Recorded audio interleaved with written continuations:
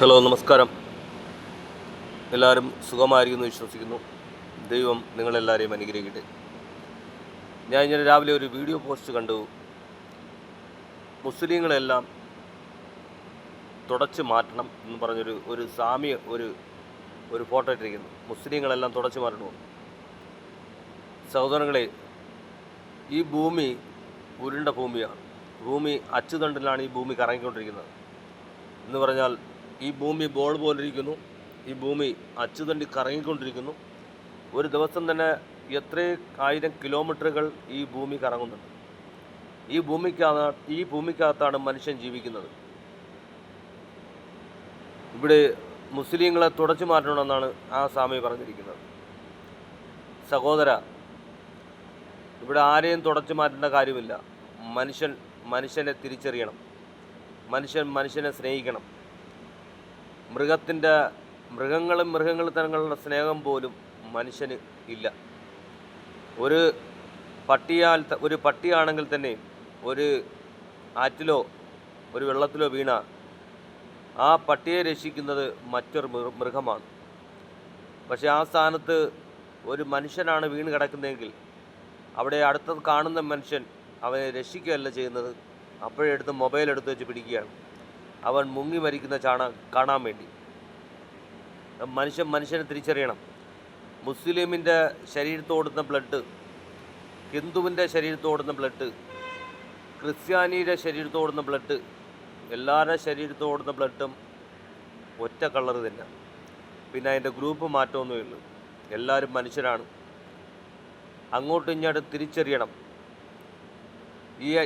എൻ്റെ വീട്ടിൻ്റെ അടുത്ത് താമസിക്കുന്ന ഒരു മുസ്ലിം, അത് എൻ്റെ സഹോദരനാണെന്ന് ഞാൻ മനസ്സിലാക്കണം.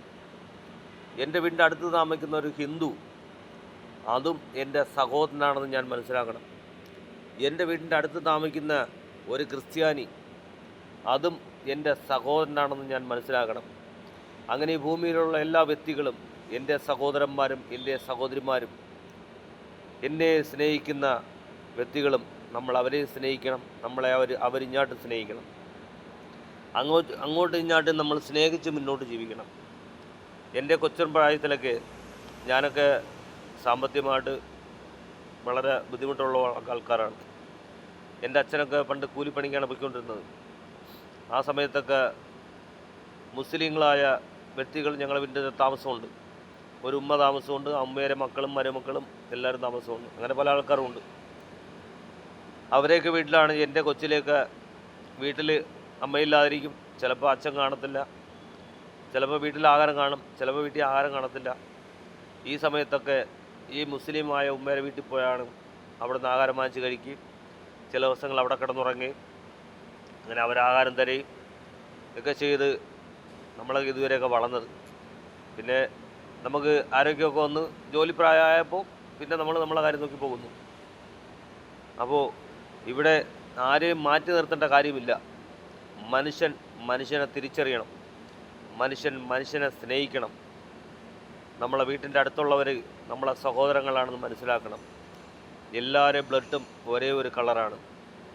അല്ലാതെ മുസ്ലിമിന് പച്ച ബ്ലഡും ഹിന്ദുവിന് ചുമന്ന ബ്ലഡും ക്രിസ്ത്യാനിക്ക് മഞ്ഞ ബ്ലഡും അങ്ങനെയില്ല. എല്ലാവരുടെയും കളറും ചുമന്ന ബ്ലഡാണ്. ഗ്രൂപ്പുകൾ മാറ്റമൊന്നേ ഉള്ളൂ, സ്വഭാവം മാറ്റമൊന്നേ ഉള്ളൂ. അതുകൊണ്ട് സഹോദരങ്ങളെ, ഞാൻ പറയുന്നത് മുസ്ലിമിനെയും തുടച്ചു മാറ്റണ്ട, ഹിന്ദുവിനെയും തുടച്ചു മാറ്റണ്ട, ക്രിസ്ത്യാനിയും തുടച്ചു മാറ്റണ്ട. തങ്ങളിൽ അങ്ങോട്ടും ഇങ്ങോട്ടും എല്ലാവരും സ്നേഹിക്കുക, സഹകരിക്കുക, മുന്നോട്ട് പോകുക. അടുത്ത് കിടക്കുന്നവൻ്റെ വീട്ടിൽ എന്തെങ്കിലും ആവശ്യം വന്നാൽ നമ്മളെ കൊണ്ട് സഹായിക്കാൻ പറ്റുമെങ്കിൽ സഹായിക്കുക. അവനെ നമ്മൾ ഉപദ്രവിക്കാൻ പാടില്ല. എല്ലാവരും അങ്ങോട്ടും ഇങ്ങോട്ടും സ്നേഹിക്കുക, മുന്നോട്ട് ജീവിക്കുക, അവരോരോ കാര്യങ്ങൾ ചെയ്ത് ജീവിക്കുക. ദൈവം വിളിക്കുന്ന സമയത്ത് നമ്മളിവിടെ നിന്ന് പോകും. അല്ലാതെ നമ്മളിവിടെ കിടക്കാൻ വന്നതല്ല. നമ്മളെല്ലാവരും ഒരമ്മ പ്രസവിച്ച് എല്ലാവരും ഭൂമിയിൽ ജനിച്ചവരാണ്. പക്ഷേ നമ്മളാരും ഇവിടെ കിടക്കാമെന്നും പറഞ്ഞ് വന്നവരല്ല. ഇവിടെ ഞാൻ വസ്തു വാങ്ങിച്ചു കൂട്ടും, ഞാൻ വണ്ടി മേടിച്ച് കൂട്ടും, ഞാൻ വീടുകൾ വെച്ച് കൂട്ടും. ഇതെല്ലാം ഞാനിവിടെ കെട്ടിപ്പിടിച്ച് ഞാനിവിടെ കിടക്കും. ഇതൊന്നും ഞാനിവിടെ വിട്ടിട്ട് പോണതല്ല. ഞാനിതെല്ലാം കെട്ടിപ്പിടിച്ച് ഇവിടെ കിടക്കാമെന്ന് പറഞ്ഞ് വന്നവരല്ല. നമ്മൾ ഭൂമിയിലായിരിക്കുമ്പോൾ നമുക്ക് വസ്തുവുണ്ട്, വീടുണ്ട്, എല്ലാം ദൈവം തരും. ഇതെല്ലാം ശരിയാണ്. എത്ര കോടീശ്വരനാലും ശരി തന്നെ, അവൻ മരിക്കുമ്പോഴത്തേക്കും ഇവിടുന്ന് വസ്തുവോ വീടോ ഇതൊന്നും കൊണ്ടുപോകില്ല. അവൻ മാത്രം മരിക്കുന്നു, അവൻ പോകുന്നു. സഹോദരങ്ങളെ, അതുകൊണ്ട് ഈ ഭൂമിയിൽ അല്പ ദിവസമാണ് നമ്മൾ ജീവിക്കുന്നത്. കൂടുതൽ സമയമൊന്നുമില്ല, അല്പ ദിവസം.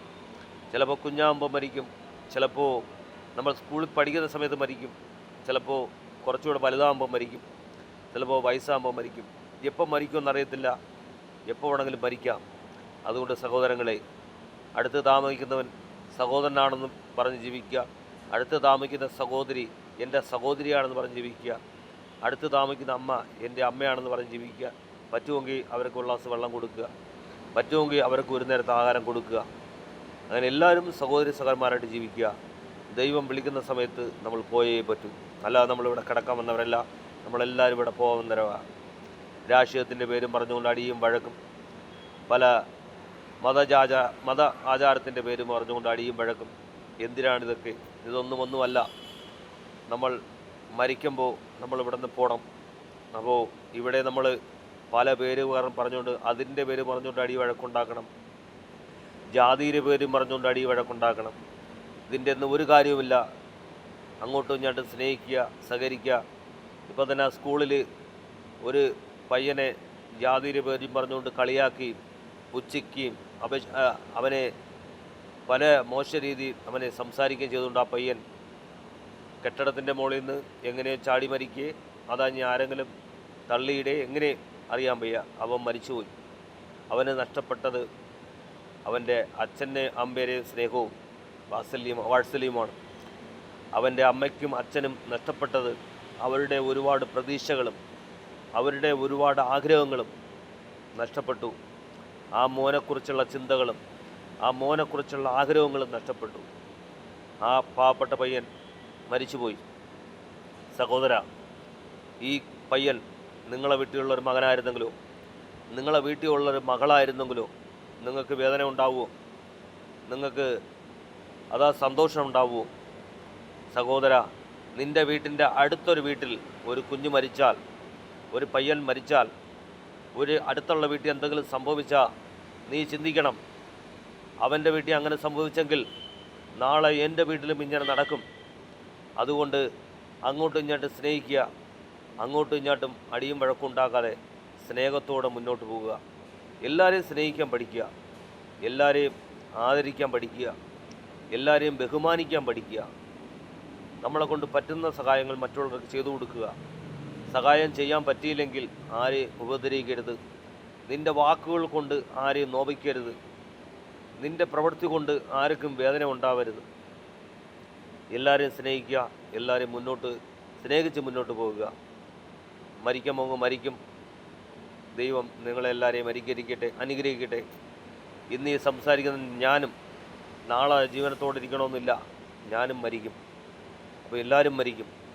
സഹോദരങ്ങളെ, ജീവിക്കുന്ന നാൾ വരെയും സന്തോഷത്തോടും സമാധാനത്തോടും ജീവിക്കുക. നിങ്ങളെ വാക്കുകൊണ്ട് മറ്റൊരുത്തൻ വേദനപ്പെടരുത്, മറ്റൊരുത്തൻ മരിക്കരുത്, മറ്റൊരുത്തനും ദുഃഖമുണ്ടാവരുത്. കഴിയുന്നതും എല്ലില്ലാത്ത നാക്കാണെന്ന് പറഞ്ഞുകൊണ്ട് വായി തോന്നുന്നെല്ലാം വിളിച്ചു പറയാൻ പാടില്ല. എല്ലില്ലാത്ത നാക്കാണെന്ന് വിചാരിച്ചുകൊണ്ട് തോന്നിയതുപോലെ സംസാരിക്കരുത്. വളരെ പരിജ്ഞാനത്തോടെ സംസാരിക്കുക, വളരെ ബുദ്ധിയോടെ സംസാരിക്കുക. ഇന്ന് നിൻ്റെ വീട്ടിൽ സംഭവങ്ങൾ നടന്നെങ്കിൽ നാളെ അടുത്തൊരു വീട്ടിലായിരിക്കും നടക്കുന്നത്. അതുകൊണ്ട് സഹോദരങ്ങളെ, അങ്ങോട്ടും ഇങ്ങോട്ടും സ്നേഹിക്കുക. അടിയും വഴക്കൊന്നും നമുക്ക് വേണ്ട. വളരെ പരിജ്ഞാനത്തോടെ മക്കളെയും സ്നേഹിച്ച് അടുത്തുള്ളവരെയും സ്നേഹിച്ച് സന്തോഷമായിട്ട് മുന്നോട്ട് ജീവിക്കുക. ആർക്കും ഒരു ദോഷവും ചെയ്യരുത്. അത് നിനക്ക് തന്നെ ദോഷമായി മാറും. ദൈവം നിങ്ങളെ അനുഗ്രഹിക്കട്ടെ. ആമേൻ.